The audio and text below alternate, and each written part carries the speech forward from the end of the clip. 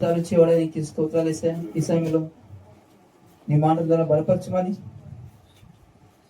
కానీ విని ఎరగని మాటలు మాత్రం మాట్లాడడం అనేసా సమస్త మహిమ ఘనత ప్రభావం నీకే చేస్తూ నజరేయుడైన యేసు నామములో స్తుతించి ఆరాధిస్తున్నాం తండ్రి. ఆమేన్, ఆమేన్, ఆమేన్. సమస్త మహిమ ఘనత ప్రభావం మన యేసుకే తన అమూల్యమైన రక్తాన్ని చిందించి వెలిపెట్టుకున్న మన యేసుకే సమస్త మహిమ ఘనత ప్రభావం చెల్లును గాక. ఆమేన్. ఈరోజు ఆయన మాటలు తెలుసుకున్నాం. మార్కు సువార్త ఫస్ట్ నుంచి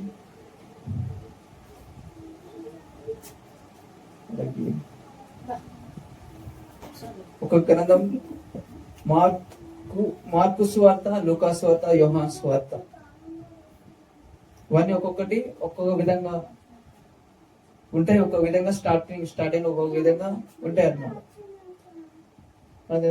ప్రతి చాప్టర్ చూసుకుంటాం. మార్కు సువార్త ఫస్ట్ మొదటి అధ్యాయం మొదటి వచనం. దేవుని కుమారుడైన యేసుక్రీస్తు సువార్త ప్రారంభం. ఇక్కడ మార్కు సువార్త ఎలా ఉందంటే స్టార్టింగ్ అంటే ఆయన జన్మించడము, దూతలు వచ్చి మాట్లాడడం ఇవన్నీ లేదు. మార్కు సువార్త ఏంటంటే మార్కు సువార్త ఎలా రాయబడిందంటే స్టార్టింగ్ లోనే బాప్తిస్మం యోహానుతో స్టార్ట్ అవుతుంది. అక్కడి నుంచి ఇలా స్టార్ట్ అయింది మార్కు సువార్త. కానీ దేవుడు తాను భూమి మీదకి వచ్చే ముందు ప్రవక్త ద్వారా మాట్లాడాడు. తన దేవుడు ఏర్పరచుకున్న సేవకుల ద్వారా ప్రవక్తల ద్వారా ప్రవచించాడు. ఎన్నో మాటలు చెప్పాడు. అలాగే జకరియా గ్రంథంలో కూడా చెప్పాడు అన్న.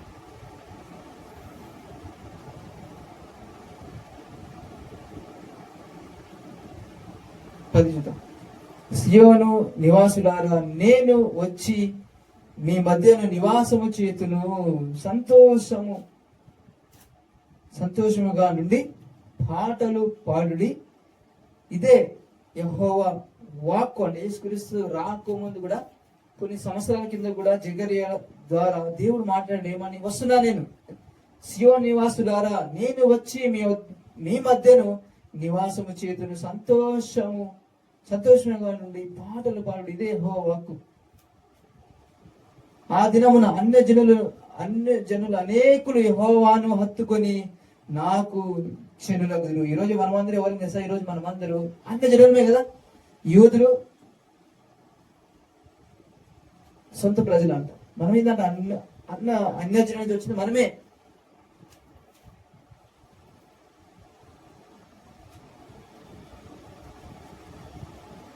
అన్య జనులు అంటే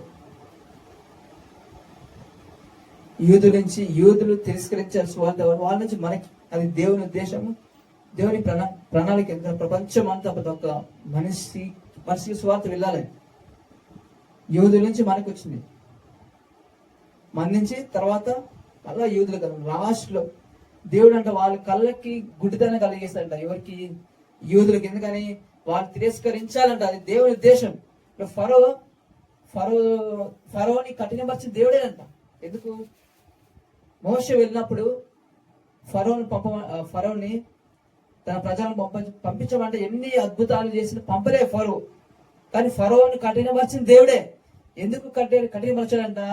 భూలోకమంతా తన నామాన్ని మహిమపరచుకోవాలని ఫరోని కఠినపరచాడు. అందుకే దేవుడు అంటే ఒక్కొక్క పాత్రని ఒక్కొక్కలా వాడుకుంటాడంట. ఆయన కొందరిని ఆయన ఉగ్రత చూపించడానికి, కొందరిని ఆయన కృప చూపించడానికి, కొందరిని తన ఆశీర్వాదం చూపించడానికి, తన ప్రేమ చూపించడానికి, ఇట్లా ఒక్కొక్క పాత్ర ఒక్కొక్కలాగా. అలాగా ఫరోని కఠినపరిచిన దేవుడేనంట.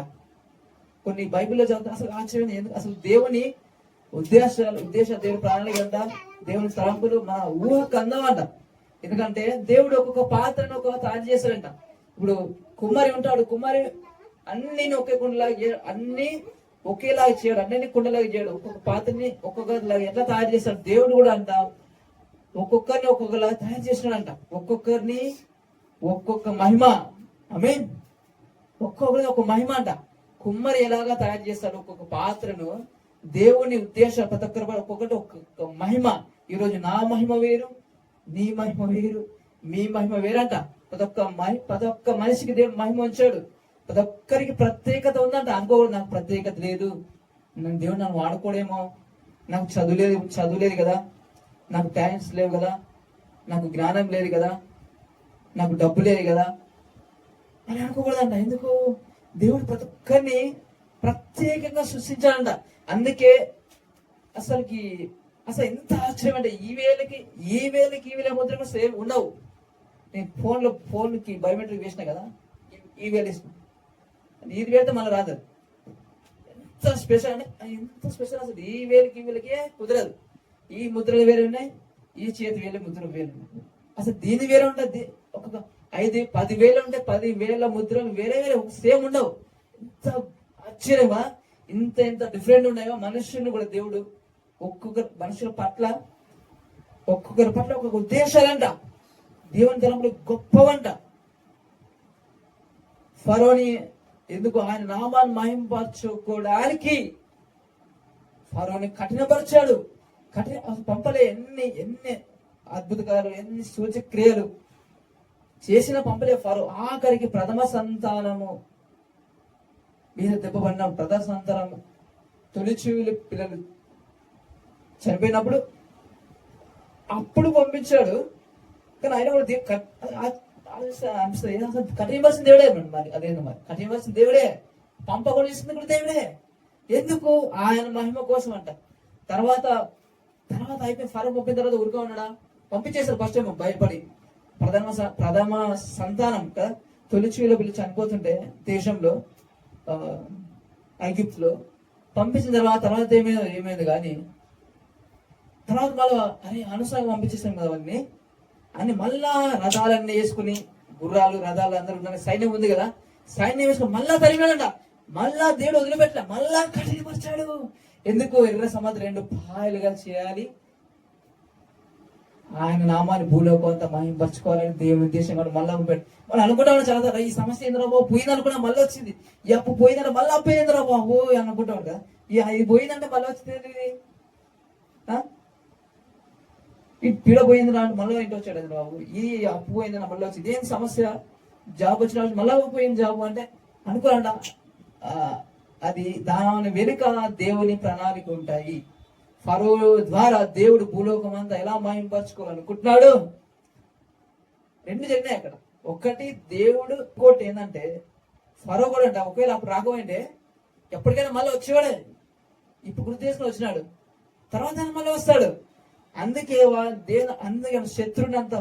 శత్రువుని దేవుడు వేళ్లతో పీకి పడిస్తాడు. అంటే అడ్రస్ అంటే వానికి బలం లేకుండా చేస్తాడు, నిరాయుధులుగా చేసేస్తాడు దేవుడు. ఆమేన్. ఈ రోజు కూడా యేసయ్య అపవాదిని నిరాయుధుడుగా చేసి పడేశాడు. మరణం, ఎందుకంటే ఆఖరి శత్రువు మరణమేనంట కదా. ప్రతి ఒక్క మనిషి భయపడేది ఎందుకు? మరణానికి భయపడతాడు. రోగం వస్తే ఎందుకు భయపడతాడు మనిషి అంటే? చనిపోతున్నామే భయము కదా. మరణానికి భయపడతాడు నా దేవుడు. మొదటి మరణం ఉందంట, రెండో మరణం ఉందంట. ఏ మరణం? రెండోది నరకమే. ఎందుకు? ఇక్కడ శరీరం చనిపోతుంది. మొదటి మరణం అంటే ఆయనలో అసలు మరణమే లేదు. మొదటి మరణం లేదు, రెండవ మరణం లేదు, మరణానికి సంబంధం లేదు. కానీ చెప్తున్నా, యేసు రాకముందు దేవుని నమ్మకపోతే 2 మరణం అపవాది ఉన్నప్పుడు వాడు వెళ్ళేటప్పుడు యేసయ్య శిలో మరణించక ముందు 2 మరణాలంట. మొదటి మరణం శరీరావసరమైంది, రెండవ మరణం ఆత్మకి. యాక్చువల్ ఆత్మ మరణం అంటే ఏంటంటే ఆత్మకి నరకంలో వేయడానంట. యుగాలు అసలు ఇంత దేవునికి మైండ్ బ్లాక్. ఆత్మనే కాలిపోయి నరకం అది. నేను చాలా రోజులు అనుకున్నాను శరీరం ఉంటుందేమో, చాలా మంది చెప్తే శరీరం కొత్త శరీరం వస్తుంది, శరీరం మళ్ళా అగ్ని కాలిపోతుంది, మళ్ళా శరీరం వస్తుంది అనుకున్నా కానీ శరీరం అక్కడ ఆత్మనే కాలిపోతుంటది నిత్యము. ఇంకోటి ఏంటంటే దేవుడు వచ్చి ఫస్ట్ దేవుడు యేసు ప్రభు భూమికి రానంట, మధ్యాకాశానికి వస్తాడంట. మధ్యాకాశం వచ్చిన తర్వాత సంఘం ఎత్తబడుతుంది. సంఘం ఎత్తబడిన తర్వాత 7 శ్రమలు ఇక్కడ ఈ 666 ముద్ర క్రీస్తు విరోధి వచ్చేది ఎప్పుడు? ఇప్పుడు రాడు. చాలా ఇప్పుడు వస్తారు అని చెప్తాను కానీ ఇప్పుడు రాడు. ఎప్పుడు వస్తాడు? సంఘం ఎత్తబడాలంట. సంఘం అసలు ఈ ఆఖరి దినాల్లో సంఘము అత్యధికమైన మహిమ పొందాలంట. అత్యధికమైన మహిమ పొందాలి, స్వార్థ విస్తరించబడాలి, ప్రపంచమంతా స్వార్థ ప్రకటించబడాలి, ప్రతి ఒక్కరు స్వార్థ వినాలంట. చివరి అంత దినాలు ఏంటంటే స్వార్థ విస్తరణ అయిపోతుంది. ఇప్పుడు కనిపించే మతోన్మాదాలు ఒక రోజు దగ్గరలో వచ్చిన డోర్ తట్టే దగ్గరలో ఉంటాడు మన మతోన్మాదం ఒక్కడే ఉంటాడు. కొన్ని రోజుల్లో ఒక్కడు ఉన్నాడు మతోన్మాదం. ఇప్పుడు ఆస్ట్రేలియా, అమెరికా ఇక్కడంతా మనది ఇండియాలో మతం పిచ్చి, ఈ మతం గొడవలు ఇవన్నీ క్యాష్ అంతా ఇక్కడ మన ఇండియాలోనే. కానీ దేవుడు ఇది లేకుండా తీసేస్తున్నాడు. కొన్ని రోజుల్లో తీసేసిన తర్వాత స్వార్థ ఇంకా ఎక్కువ అయిపోతుందంట. ప్రపంచం అంతటా నలుగుల స్వార్థ ప్రకటించబడుతుంది. సంఘం అత్యధికమైన మహిమ పొందుకుంటుంది. కానీ అంత మంచి అవకాశం వచ్చినా సరే, గొప్ప అవకాశం స్వార్థ వినడానికి దేవుని అంగీకరించి గొప్ప అవకాశం రాబోయే వస్తుంది. అయినా కూడా అప్పుడు కూడా నమ్మని వారే విడవబడతారంట.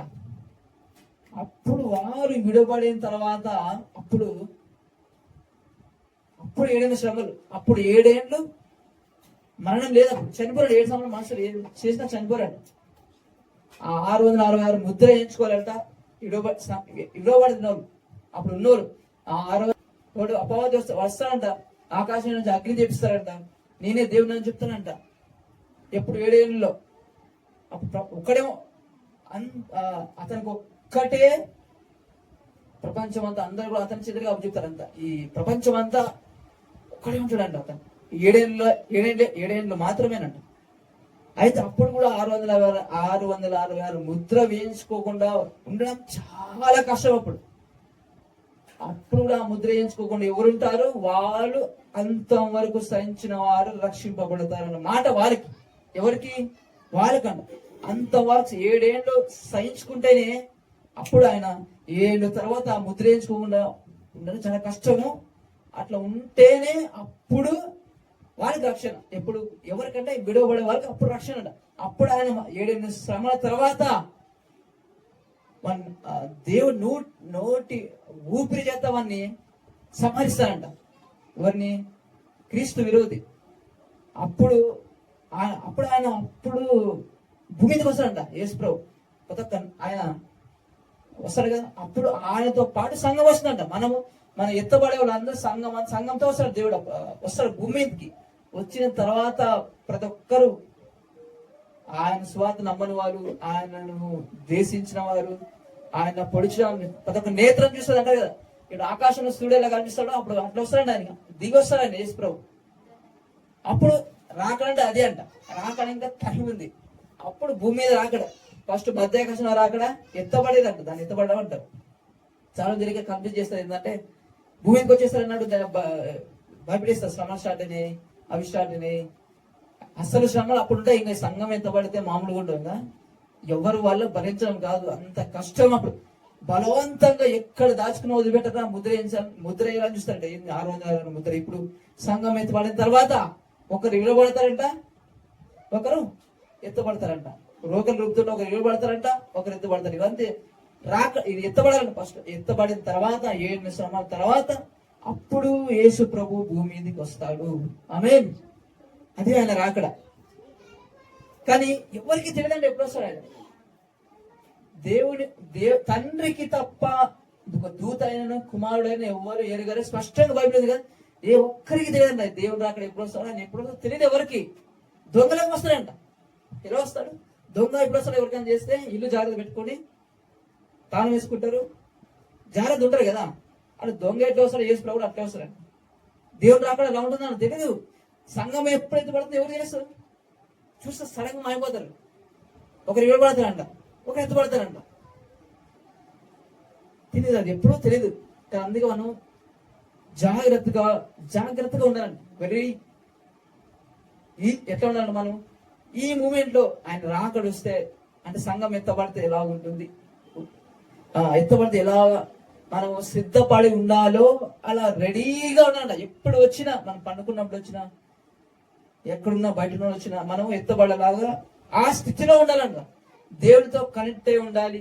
ఈ రక్షణ, దేవుని నీతిని ఇదంతా వదిలిపెట్టకూడదంట. ఈ లోకంలో కాకుండా శిరాసనం కాకుండా ఆత్మాసనంగా నడుచుకోవాలంట. ఆత్మాసనంగా అంటే ఏంటి? ఆత్మ ఫలాలు ఏంటివి? ప్రేమ, సంతోషము, సమాధానము,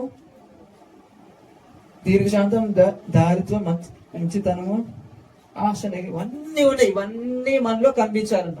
ఇవి ఆత్మానుసారమైనవి. శరీరానుసారం కూడా ఎవరు ఏ మనిషి ప్రేమించాడు. శరీరం ప్రేమించదు. ఇప్పుడు శరీరము ఆత్మ శరీరకు విరోధం అంట. శరీరక్రియలు ఏంటివి? శరీరక్రియలు ద్వేషము, కోపము, పగలు, అసూయలు, అల్లరితో కూడిన అన్నీ ఏదంట శరీరానుసారమైన. కోపం శరీరానుసారమైనది, ఆత్మానుసారం కాదు. ప్రేమ ఆత్మానుసారమైనది. దయ, మంచితనము, సాత్వికము, ఆశా నిగ్రహము, ఇవన్నీ ఆత్మానుసారమైన ఫ్రూట్స్, ఆత్మ ఫలాలు. ఎప్పుడైతే మనం ఆత్మానుసారంగా నడుచుకుంటామో అప్పుడు శరీరాన్ని జయిస్తాము. ఆమేన్. అందుకే మన శరీరాన్ని జయించాలంటే ఏం చేయాలి తెలుసా? ఆత్మానుసారంగా నడచాలి.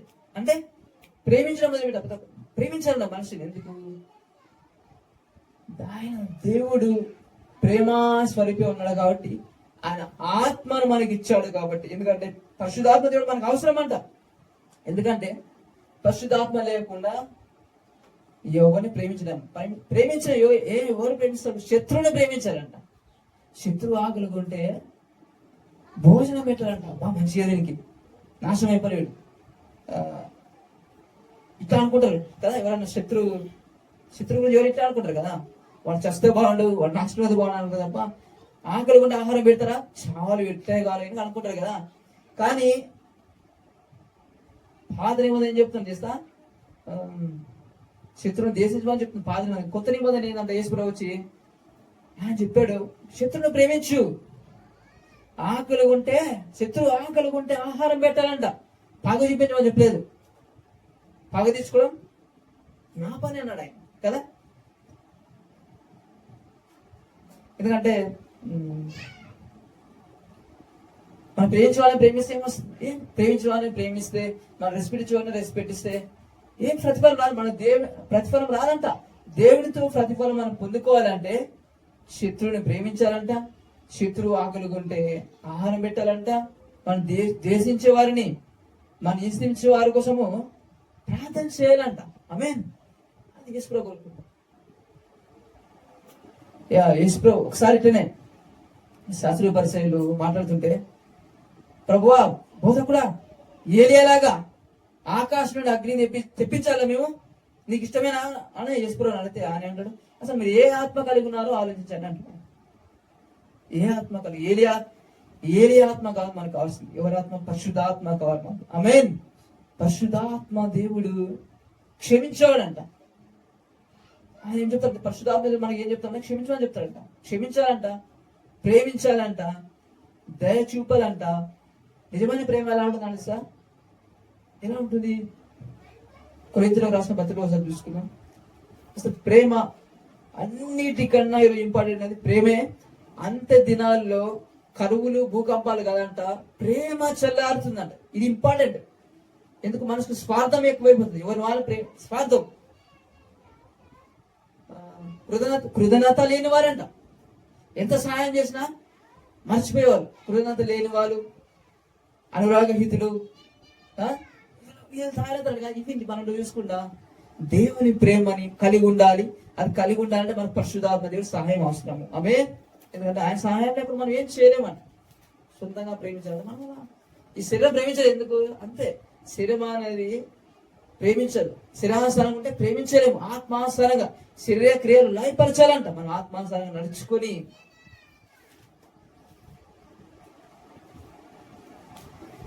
తెలుసుకున్నాం. కొరింథీయులకు 13:1 మనుష్యుల భాషలతోను దేవదూతల భాషలతోను నేను మాట్లాడినను ప్రేమ లేని వాడినైతే మ్రోగేడు కంచును గనగనలాడు తాళమునే ఉందును. ఏంటంట? ప్రేమ లేకపోతేనంట వేస్ట్ అంటే ఎన్నున్నా. ఎందుకు? ప్రేమించే మనసులో ఫస్ట్ కావాల్సిన ఏంటంటే సార్ డబ్బు కాదంట. మరి ఎప్పుడు మన మనసులో డబ్బును తీసిపడేయాలంట. ఎందుకు? మన కాళ్ళ కింద డబ్బు. ఎందుకంటే డబ్బును మనం ఉంటే డబ్బుకైనా దాసులుగా ఉంటామంట, లేకపోతే దేవుడికైనా ఉంటాం. దేవుడు ఈశ్వరు ఉన్నాడు కదా, మీరు సిరికిని దేవుడికిని దాసులు ఉండలేరు. మనం ఏదైనా ఉంటే ఒక్కనే ప్రేమిస్తే దేవుని ప్రేమిస్తే డబ్బు ప్రేమించం మనం. డబ్బుని ప్రేమిస్తే దేవుని ప్రేమించము. మనిషి దేవుని పోలికలో ఉన్న మనుషులను ప్రేమించమంట. ప్రేమించలేము. ఎందుకంటే డబ్బుని ప్రేమించడం ఏం చేస్తాడు తెలుసా? డబ్బు పిచ్చాడు. వ్యామోహం అంట. డబ్బు వ్యామోహం అంటే తెలుసా? ఏం చేసిన ఆపం మోసం చేస్తాడంట. ఎవరు చూసిన డబ్బులో నుంచి మోసం చూస్తాడంట. ఎలా చూస్తాడు? డబ్బులో నుంచి ఏం చేసినా స్వార్థము, ఏం చేసినా పేరు కోసం చేస్తాడంట. పేరు ప్రఖ్యాతి కోసం, వాళ్ళ కోసం గొప్పగా చెప్పుకోవడం కోసం అన్ని చేస్తాడు. గొప్ప చర్చిలో కూడా చాలా మంది ఏం చేస్తారంట? ఫ్యాన్లు ఇచ్చినా ఫ్యాన్ పేరు రాయించుకుంటారు, చైర్ ఇచ్చినా చైర్ పేరు రాయించుకుంటారు. దేవుడు ఏసు ప్రయోగం అరే కుడి చేతికి ఇస్తే ఏం చేతి దేవుడు ఆయన అంటే ఇదేం మరి రాసుకుంటే బాగానే ఉంది, అయిపోయింది, ప్రతిఫలం అయిపోయింది, అంతే. దేవుడు ప్రతిఫలం ఇవ్వడు. దేవుడి ప్రతిఫలం కావాలా? మనుషులు పొగడుతుంది కావాలా? దేవుని ప్రతిఫలం కావాలా? ఆశిస్తేనంట కుడి చేతికి తెలిస్తే ఏం చేస్తే తెలియదంట. అది ఉపవాసం ప్రాణం చేస్తే నువ్వు తలుపు మూసుకోవాలన్నాడు ఆయన. ఏమన్నాడు? తలుపు మూసుకో. ఉపవాసం చేస్తే కూడా చెప్పకూడదంట. మనం ఉపవాసం చేసి అందరూ చేస్తుంది. నేను చాలా అసలు తెలియదంట. అసలు మన పక్క ఎవరికి మన ఉపవాసం ఉన్నట్టు తెలియకూడదంట. అప్పుడు దేవుడు రహస్యంగా చూసి దేవుడు అంట రహస్యంగా ప్రతిఫలం ఇస్తాడు. ఆమేన్. ఉపవాసం చేసే కూడా చెప్పకూడదంట. ఎందుకు? ఎవరు చెప్పినా నేను చెప్పలేదు, అది యేసుప్రభువే చెప్పినాడు. ఉపవాసం చేసే కూడా చెప్పొద్దు. వాడిని ఏం చేస్తాను? ఉపవాస ప్రార్థన చేయబడను బోర్డు పెట్టేస్తారు అనమాట. అంటే ఏమంటే ప్రతిఫలం లేదు. ఏ లాభం చేసి ఆయన మాట ప్రకారం ఇప్పుడు ఒకడంట బండ మీద ఇల్లు కట్టిన పోయి ఉంటాడంట. ఇంకోటి ఏంటంట ఇసుక మీద ఇల్లు కట్టిన వాడు ఉంటాడంట. ఏంది? వాక్యం విని దాన్ని అంగీకరించి దాని ప్రకారం నడుచుకునేవాడు బండ మీద ఇల్లు కట్టిన వాడు పోలే ఉంటాడంట. వాక్యం విని దాన్ని ఇచ్చేసినాడు అనుకో, ఎలా ఉంటాడు? ఇసుక మీద కట్టినట్టు. అంటే తుఫాన్లు వస్తాయి, గాలిలు వస్తాయి, ఆ ఇల్లు దాని పాటు అది కూలిపోతుందంట. ఎందుకు? ఇసుక మీద కట్టేసి కూలిపోతుందంట. అది బండ మీద కట్టుకుంటే బండ మీద అంటే బండ అయిన వాక్యం క్రీస్తు ఆయన మాట మీద కట్టుకుంటే ఏం చేస్తా?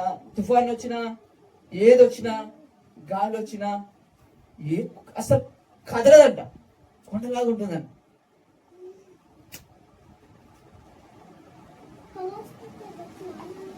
అంటే ఏంటది?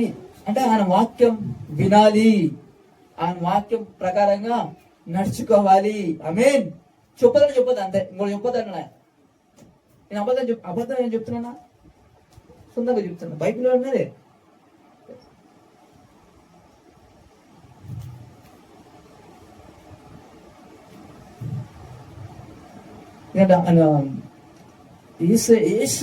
యేసు మాట తప్ప మనకి ఎంత వేరెంత చెత్తనే, అంటే చెత్తతో సమానం ఎంచుకోవాలి. ఎందుకు? యేసు మాటని ఫైనల్ అని మరి ఆయన ఒక కొత్త నూతనమైన నిబంధన తీసుకొచ్చాడు. ఆమె పాతది వేరు, కొత్తది వేరు. పాత ద్రాక్షరసం పాత తిత్తుల్లో పోయాలంట, క్రొత్త ద్రాక్షరసం క్రొత్త తిత్తుల్లో పోయాలంట. పాత నిబంధనలు నడుచుకుంటే ఏ ఒక్కరికి మందిరానికి వచ్చే అర్హత లేదు. మందిరానికి వచ్చే అర్హతే లేదు. ఇంకా పరలోకి ఎక్కడ వెళ్తారా? ఏ ఒక్కరు అర్హత లేదు. అర్హత ఇచ్చింది యేసు ప్రభు. ఆయన ఒక నూతన నిబంధన తీసుకొచ్చాడు. ఆమేన్. ఒకటి కోరుకుంటున్నాడు. నూతన నిబంధన ఏంటంటే నిన్ను వల్ల నీ పొరుగు అని ప్రేమించు, నాలాగా జీవించు. ప్రేమించాడు అంత. ఆయన ఏ భారాన్ని పెట్టలేదంట. ఆయన ప్రేమ చూపించు. ప్రేమ చూపిస్తే ఎదుటోని నిన్ను వల్ల పొరుగు అని అన్నాడు. ఎదుటోని ప్రేమిస్తే మనం దోచుకుంటామా? మనం దొంగతనం చేస్తామా? వారికి అన్యాయం చేస్తామా? వారిని అన్యత చేస్తామా? వారిని అబద్ధాలు చెప్తామా? ఇంకా ప్రేమిస్తే ఇవన్నీ చేయం కదా. ఒక్క ప్రేమలోనే ఇవన్నీ చేస్తామంట. ఆమేన్. పాని మొదలు ఎట్లా ఉంది? అది చేయదు, ఇది చేయదు, అన్యత చేయదు, విచారించద్దు, దొంగిలిద్దు, పొరుగు అని ఆశించదు, ఇవన్నీ చెప్తుంది కదా. కానీ ప్రేమ ఏం చేస్తుంది తెలుసా? నిన్ను వాళ్ళు పొరుగు అని ప్రేమించమంటే ప్రేమ గురించి ఆలోచిస్తే మనం ఎదుటి వాళ్ళని ప్రేమిస్తే, నిజంగా ప్రేమిస్తే, దేవుని ప్రేమ కలిగి ఉంటే ఎదుటి నష్టం చేస్తామా? మోసం చేయము. లంచాలు తీసుకుని ఎదుటి మోసం చేసినట్టే కదా. ఆయన ప్రేమించడం చేస్తాడా? ప్రేమిస్తా నిజంగా మనం ప్రేమించమని చేసుకోవు. ప్రేమిస్తే చేస్తాం? చేయము. మనసు ఒప్పుకోదు. ప్రేమిస్తే ఎట్లా చేస్తాం? మోసం. ప్రేమిస్తే ఎట్లా తీసుకుంటాం? లంచం. ప్రేమిస్తే వాళ్ళకి ఎదుటి అబద్ధాలు ఎట్లా చెప్తాము? చేయలేమని. కానీ అవన్నీ అవసరం రూల్స్ తీసేస్తే ఆయన ఒక్కటే ప్రేమించమని చెప్పాడు. ప్రేమిస్తే అవన్నీ జయించుతాము. ఆమేన్. ప్రేమలో ప్రేమ, ఈ ఆత్మ ఫలము ప్రేమ శ్రేష్టమైనది. ప్రేమనే ఈ ఒక్కటి చేయాలి ఆశపడితేనంట అన్ని శరీరానంతటిని చేస్తామంట, ఆత్మ ఫలాలన్నీ నెరవేర్చుతాము. అందుకేనంట మోసే ధర్మశాస్త్రం ఏ వాటిలో మనము ఫెయిల్ అయిపోయామో, ఏ వాటిలో మనము ఇది చేయాలి చేయాలనుకుంటాం కానీ చేయలేకపోతామంట. మనం ఏదైతే అది దేవుని క్రియలు పోయినామో ఈ యేసుని అంగీకరించిన ద్వారానంట, దేవుని నీతిని నమ్మడం ద్వారానంట మనము ప్రేమ ఎదుటివాడిని ప్రేమించాలని ఆశపడినప్పుడు అంట మనము అన్నిటినీ జయించుతామంట. ఆత్మ ఫలాలు అన్నిటిలో ఫలించుతాము. ఆమేన్. సీక్రెట్.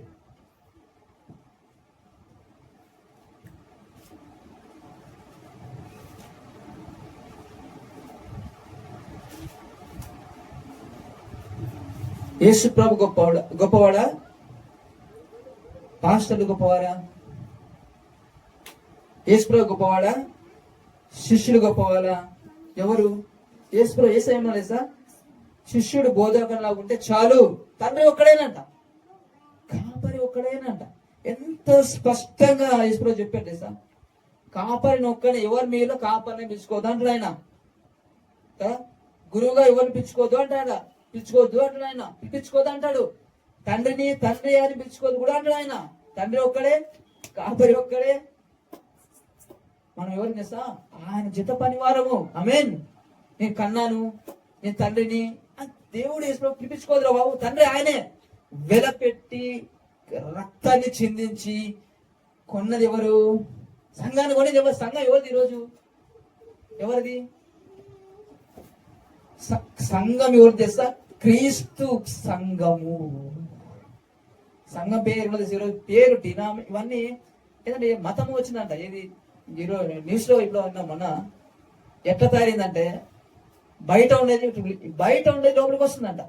బైబిల్ దాటి వెళ్ళిపోతున్నారు, బయట తీసుకొచ్చి లోపలికి వెళ్తున్నారు. ఏమైందంటే ఈ మతం పిచ్చి అనేది చర్చలు కూడా వచ్చేసింది. ఏమైందంటే సంఘ పెద్దగా ఉండడానికంట, ఇంకా చర్చిలో బాధ్యత తీసుకోవడానికంట ఏం కలిగి ఉండాలంట? క్యాస్ట్ ఎక్కువ ఉండాలంట. ఏముండాలి? ఈ ఎస్సీ ఎస్టీ ఉన్నారు కదా, వీళ్ళు పనికిరాలంట.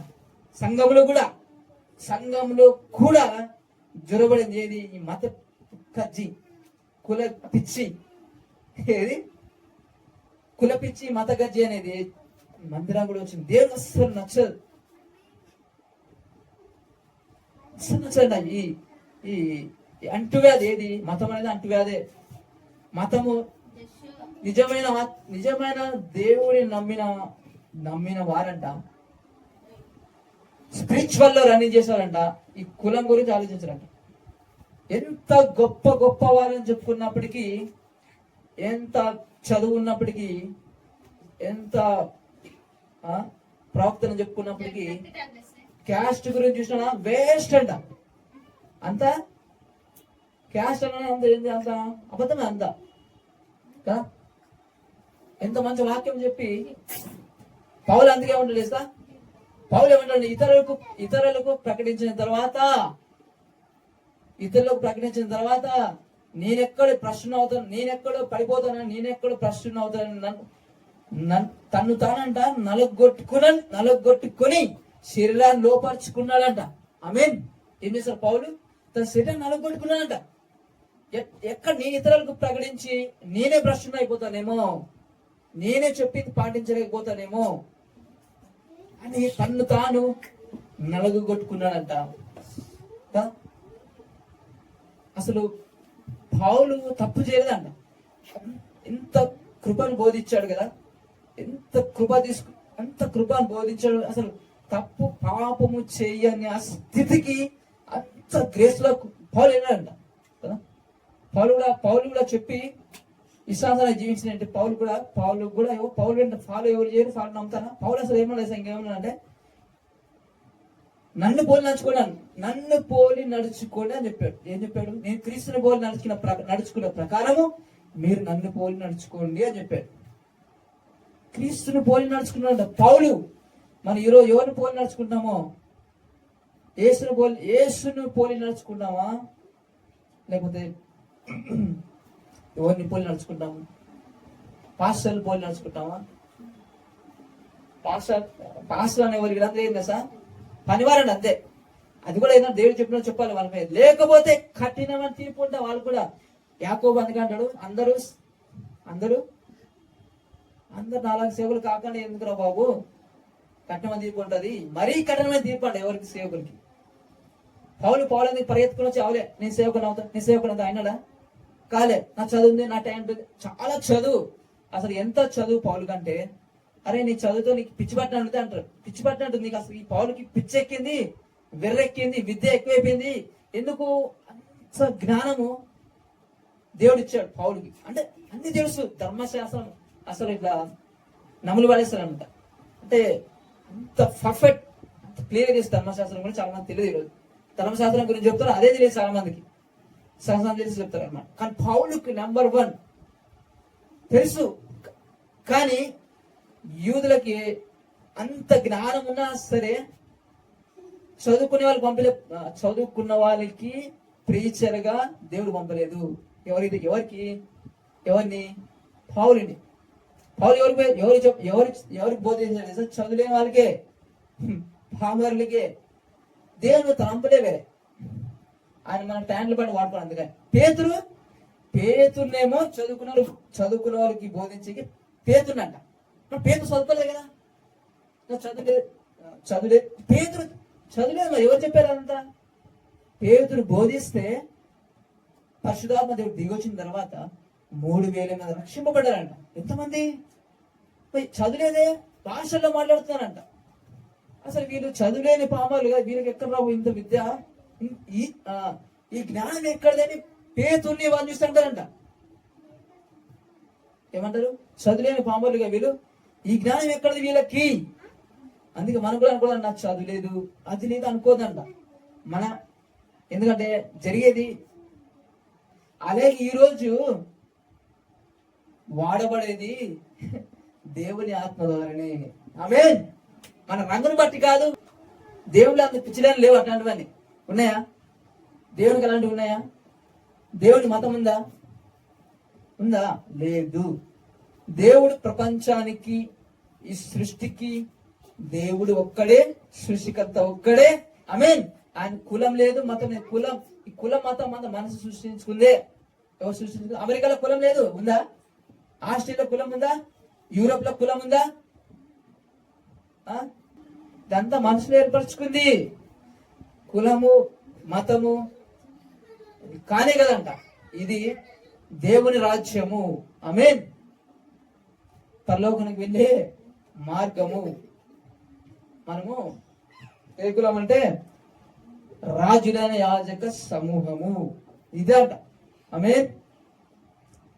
ఇది ఇంకా మతంలో చాలా మతంలో ఉన్నారు. ఇంకా ఎంత అయినా పిల్లనా కానీ ఎంత గొప్ప అని చెప్పుకుంటారు. పిల్లగానే క్యాస్ట్ చూస్తారు. మా క్యాస్టే ఉండదు. మా చదువు తగ్గట్టే చదువుకోవాలి కదా. మేము ఇంజనీర్ చదివించినా మాకు కూడా ఇంజనీరే కావాలి, లేకపోతే ఇంకా పని కూడా కావాలి. ఈ సేవకులు మళ్ళా క్యాస్ట్ గురించి ఆలోచన. సేవకులా అంటే దేవుడి మనసు క్యాస్ట్ చూస్తారా? అరే ఆయన కుష్ఠరోగం పట్టుకున్నాడంట. వావ్. ఎవరిని? కుష్టి వ్యాధిని ముట్టుకుంటే అతను ఎవరు చేస్తా? ఈయన పరిశుద్ధుడు, ఆయన అపవిత్రుడు అంట. ఈయన పవిత్రుడు అంట. ఆ పవిత్రుడు ముట్టితే ఆయన పవిత్రుడు అయిపోయాడు. వావ్. అది అంట. ఆమేన్. వెలివేశారు. కుష్టి వ్యాధి, అంటు వ్యాధిని వెలివేసిన, ఊరి వాళ్ళని వెలివేసిన ఆయన పేరు కావులించుకున్నాడంట. వాడిని ముట్టుకున్నాడంట. అది దేవుని ప్రేమ కదా. కుష్ఠరోగనే ముట్టుకున్నారు. కానీ మనుషులు ఏంటంటే దేవుడిని నమ్మినా అని చెప్పి కూడా క్యాస్ట్ తక్కువ చూసేది. నీళ్ళు ఎట్లా వస్తారు చేతిలో, అంత పిచ్చి.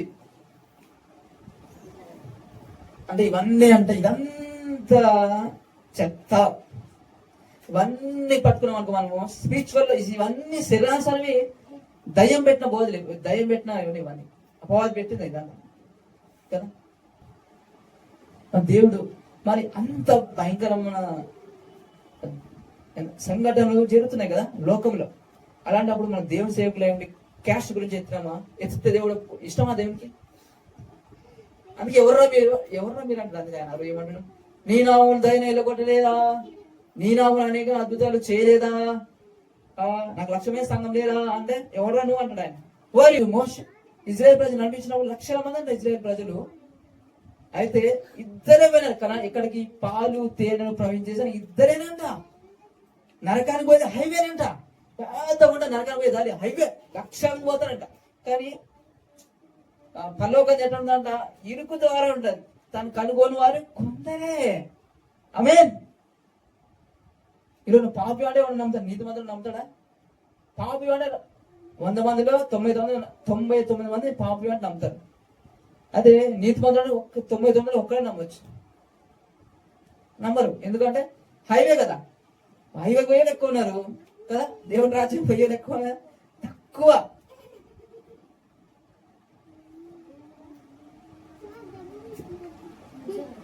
అందుకే దేవుడు మస్తు అసలు ఈ కులం పిచ్చిన వాళ్ళని ఎవరంటే అప్పుడు దేవుడు అన్ని తిట్టలేదు. ఇంకా ఆయన అన్ని తిట్టలే, దేవుడు తెలియదు కాబట్టి, వాళ్ళు లోకంలో ఉన్నారు కాబట్టి వాళ్ళ క్యాస్ట్ ఫీలింగ్ వాళ్ళకు అన్ని ఉంటాయి. ఇప్పుడు లోకంలో ఉన్న వాళ్ళకి అన్ని ఉంటాయి, క్యాస్ట్ అన్ని ఉంటాయి, వాళ్ళు లోకంలో ఉన్నారు కాబట్టి.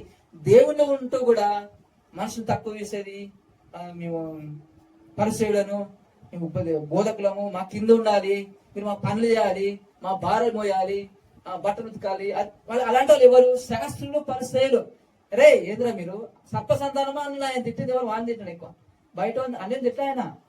దేవుని పేరు చెప్పుకుంటూ దొంగతనం చేసేవారిని, దోచుకునే వారిని, చర్చలు దోచుకునే వారిని తిట్టింది ఆయన. అరే సర్ప సంతానమా, అరే గుడ్డోడా, గుడ్డి పరిచయుడా, పై పైన కాదురా లోపల కడుగురా అంటాడు. తిట్టాడు, మస్తు తిట్టాడు ఇట్లా గద్దించాడు, తిట్టాడు. ఎందుకు?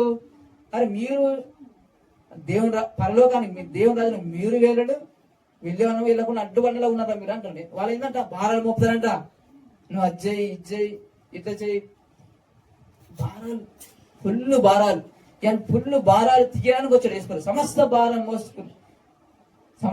మోసుకున్న సమస్త జనులారా ఏంది నా యుద్ధకు రండి, సమస్త భారం మోసుకున్న జనులారా నా యుద్ధకు రండి, నేను మీకు విశ్రాంతి కలుగజేస్తాను. ఆమేన్. భారాలంట యేసుప్రభు భారం మోపడు. నాకు చర్చికి ₹1,00,000 ఇవ్వాలి, చర్చి కట్ట ఏం చేసినా నువ్వేం చేసినా పర్లేదు, అప్పు చేసినవి ఏమైపో నాకు కావాలి. ఇదంతా ఎవరు? శాస్త్రుల పరిచయలేనంట. భారాలు మోపుతారంటే భారాలు దించరు, నీ భారాలు మోసుకునే వాళ్ళు వాళ్ళ భారాలు మోపుతారా మీద. ఈ శాస్త్ర పరిచయాలు అంటారు కదా, వాళ్ళకి దోచుకునే వాళ్ళని అసలు మస్తు దోచుకునే వాళ్ళు ఫుల్. అందుకే తిట్టాడు ఆయన. ఎందుకంటే అంటే అందరు యేసుప్రభు చుట్టూ వెళ్ళిపోతున్నారు కదా, యేసు వెంట ఫాలో చేస్తున్నారు. వాళ్ళు చర్చలు ఖాళీ అవుతున్నాయి, కానుకలు ఖాళీ అవుతున్నాయి. అప్పుడు ఎంతోమంది చర్చలు కానుకలు అన్నీ వచ్చేవి. యేసుప్రభు ఆయనతో వచ్చినప్పుడు నుంచి ఆయన ప్రేమ చూపిస్తున్నాడు, స్వస్థపరుస్తున్నాడు, చనిపోయిన తిరిగి లేపుతున్నాడు. ఆయనంటే ఫాలోయింగ్ అంత జనాలందరూ మందిరంలో ఉన్నట్టు ఆయన ఫాలో చేస్తున్నాడు. యేసుప్రభు మందిలో ఒకటే చెప్పాడా, దోళ్ళ కూర్చొని చెప్పాడు వాక్యం, నీటి మీద కొండ మీద కూర్చొని చెప్పాడు. చర్చిలో ఖాళీ అంట. యేసుప్రభు చర్చి ఖాళీ. ఎందుకు? దేవుని మందిరం అక్కడ ఏదో గోడ కాదంట, నువ్వే దేవుని మందిరం, నేనే దేవుని మందిరం. దేవుని మందిరం నీ హృదయమే, ఎక్కడికి పరుగులు తీసే అవసరం లేదు. అది యేసుప్రభు వెంటే వెళ్తున్నారంట. ఆమేన్.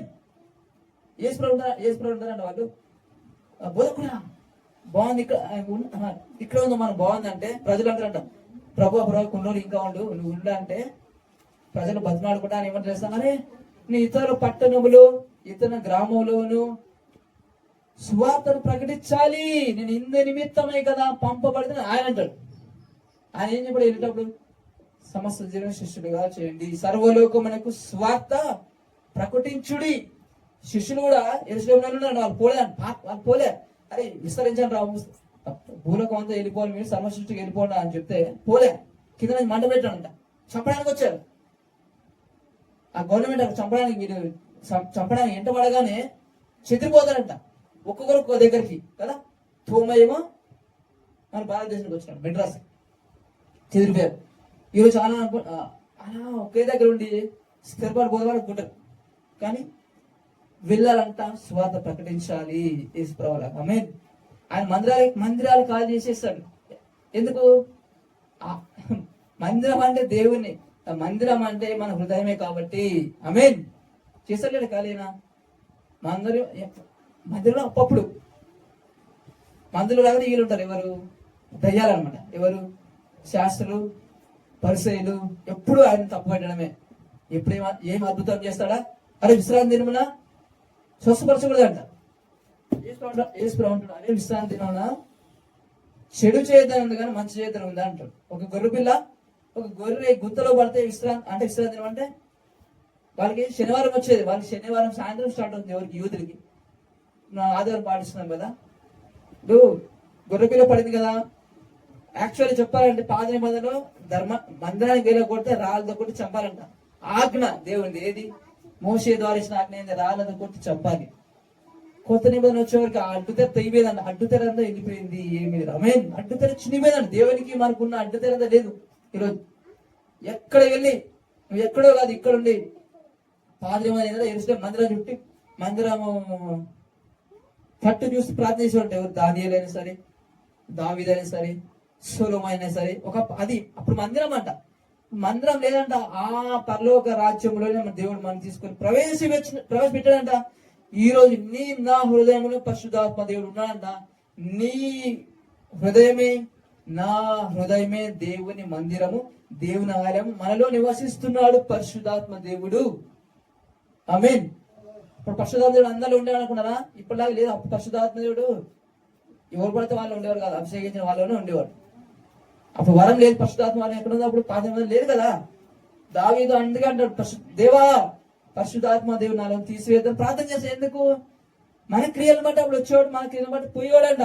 కానీ యేసును అంగీకరించిన ద్వారా మనకు పరిశుద్ధాత్మ దేవుడు వరంగా ఇయ్యబడ్డాడంట. దేవుని రాకడ దాకా పరిశుద్ధాత్మ దేవుడు నిన్ను విడువడు, ఎన్నడు ఎడబాయడంట. నీలో ఉన్నాడంట. దేవుని వ్యతిరేకంగా చేసి ఆయన దుఃఖిస్తాడు తప్ప, నువ్వు అలా కాదు, నా ప్లేస్ అది కాదు, నువ్వు ఇలా అని చెప్తాడు తప్ప ఆయన నేను విడిచిపెట్టి పోడు. ఎందుకు? పరిశుద్ధాత్మ చేత ముద్రించబడ్డావు కాబట్టి.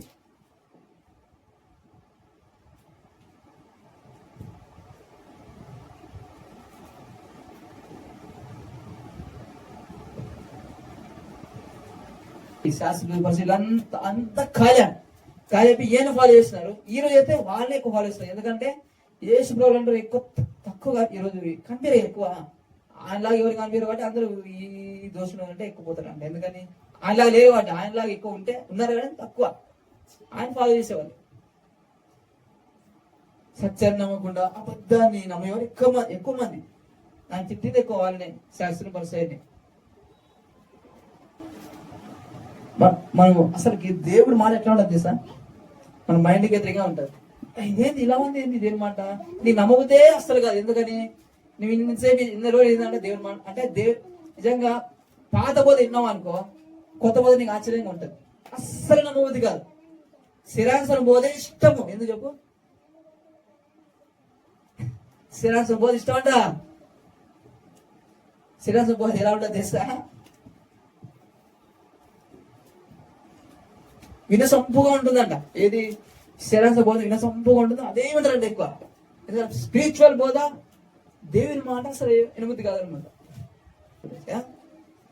ప్రార్థన చేసి ఒకటి చెప్పు, ఉపాస ప్రార్థన చేసి ఇంకోటి చెప్పొద్దు. ఏంది? పక్కోడు చేయడం ఉపాస ప్రార్థన. ఉపాస ప్రార్థన చేస్తే పక్కోడు చేయదు. అప్పుడు దేవుడిని ప్రతిఫలం ఇస్తాడు. ప్రతిఫలం అందుకే చాలా మంది జవాబు ఎందుకు రాదంటే అందరు చేస్తే ప్రార్థన చేసి అందరు చేసుకోవాలి, జవాబు రాదు.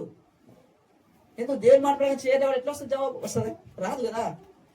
ఆయన మాటనే ప్రకారం చేస్తాను. ఆయన మాట ద్వారా ఈ సృష్టి అంతా సృష్టింపబడింది. ఆయన మాటకు వ్యతిరేకం చేస్తే ఎలా వస్తుంది జవాబు? ఉపాసన చేసి ఒకటి తెలియదురా బాబు అంటే మనం ఉపాసన చేసి అందరు చేసిపోతుందంట. అలా చేస్తాం. కానీ అలా చేయకూడదు కదా. తెలియదు పక్కన అసలు ఎవరిని తెలియదు ఉపాసన చేసి. అప్పుడు నీకు దేవుడు ప్రతిఫలం ఇస్తాడంట. నేను చెప్పింది బైబిల్లో ఉంది, యేసు ప్రభువు చెప్పిందే. కానీ నమ్మబోది కదా అనేది ఎందుకు? శిర ఉప్పదే చెప్పాలి అందరికి, టంక కొట్టాలి అని ఉపాధ్యాయం చేస్తున్నా. శరీరం అంటే అందుకే శరీరము ఎప్పుడు ఫైట్ అంట. శరీరం ఆత్మకి, ఆత్మ శరీరానికి ఫైట్ అంట. ఈ శరీరం అసలు ఒప్పుకోదు. చెప్పుకోవాలనుకుంటా నా గురించి. నీ ప్రార్థన చేసిన కాబట్టి చూసావు ఇలా జరిగింది, నీ ప్రార్థన చేసిన చూసావు ఇలా జరిగింది. ఇదేం చేసాం? శరీరావసరం అంట. ఇది సిలువ వేయబడాలంట. ఆమేన్. సమస్త మహిమ ఘనత ప్రభావము మన యేసుకి.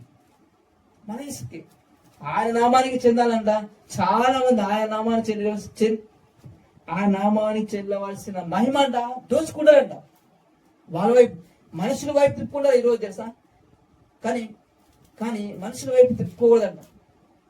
అందుకే యేసు పొగిడించుకోదంటాడు. మనుషులు పొగిడితే మీకు శ్రమ. ఏమన్నాడు?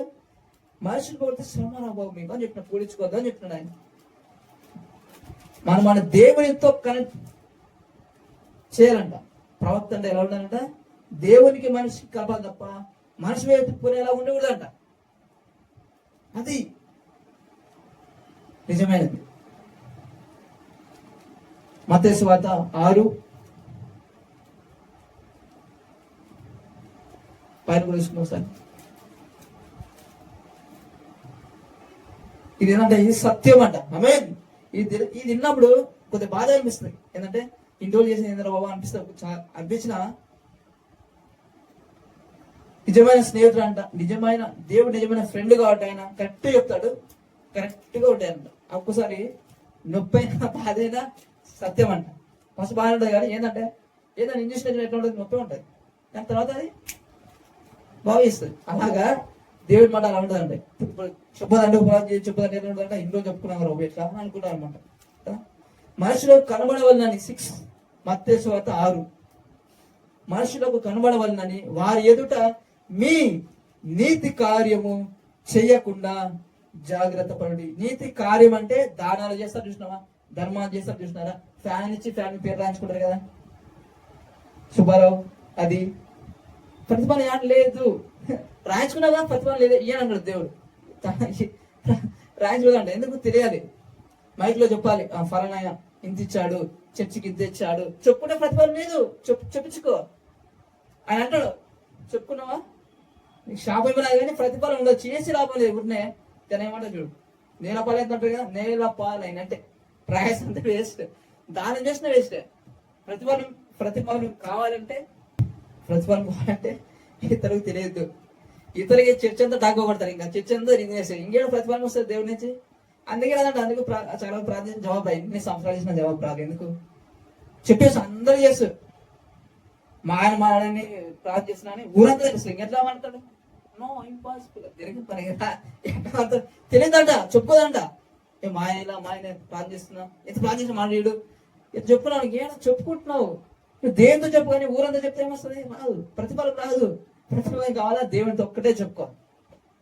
కొంతమంది అంట ఇంకేదంట, ఇక్కడ చూసుకుందాం, మనుషుల కనబడాలని వారి ఎదుట మీ నీతి క్రియలు చేయకుండా జాగ్రత్త పడండి. నీతి క్రియలు అంటే నీతి ఫలాలు వేరు, నీతి క్రియలు వేరు, నీతి కార్యములు వేరు. కార్యములు అంటే ఇవే, దానం చేయడమే.